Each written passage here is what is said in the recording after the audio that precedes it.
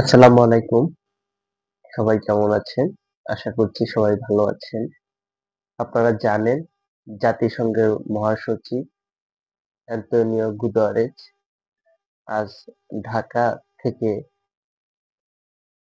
রোহিঙ্গা ক্যাম্পে গিয়েছেন।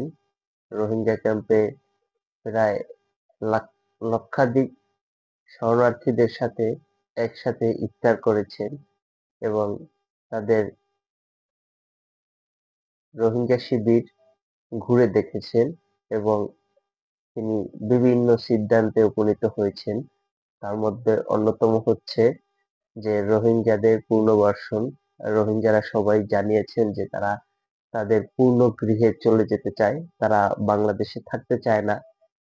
এমনকি তার সাথে সফরসঙ্গী হিসাবে আমাদের বাংলাদেশের অন্তর্বর্তীকালীন সরকারের প্রধান উপদেষ্টা ডক্টর ইউনূসও গিয়েছিলেন।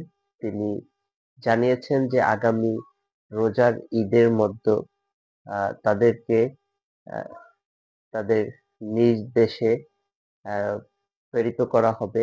এর আগে শেখ হাসিনা এই রোহিঙ্গাদের বাংলাদেশে স্থান দিয়েছিল এবং পুনর্বাসিত করেছিল এবং তিনি আহ, তাদের দেশে মায়ানমারে ফিরিয়ে নেয়ার জন্য কোনো কার্যক্রম নিতে পারেননি। ডক্টর ইউনূস সাহেব এসে আহ, একটি দৃষ্টিমান আহ, উদ্যোগ নিয়েছেন, এজন্য তাকে সাধুবাদ জানাই।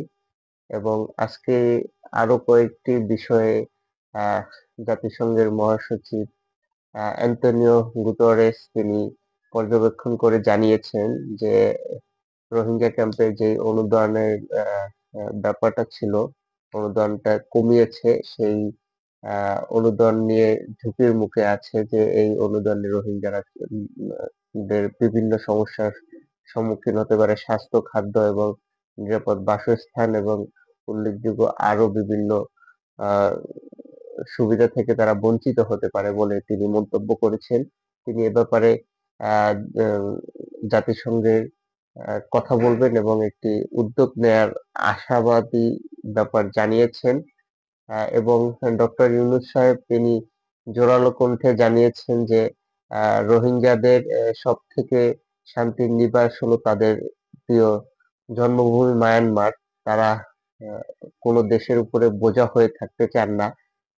আমরা সাধারণত বাঙালি যারা আছি আমরাও চাই যে রোহিঙ্গারা তাদের পূর্ণ গৃহে চলে যাক। রোহিঙ্গারা বাংলাদেশের একটি বোঝা হয়ে না থাকুক এবং এই বোঝার জন্য যে পরবর্তী প্রজন্ম আসবে, রোহিঙ্গাদের যারা এখন বাচ্চা হচ্ছে, তারা একটি কলঙ্ক নিয়ে আসবে। সেজন্য আমি মনে করি রোহিঙ্গাদের তাদের নিজ গৃহে ফিরে যাওয়াই উচিত।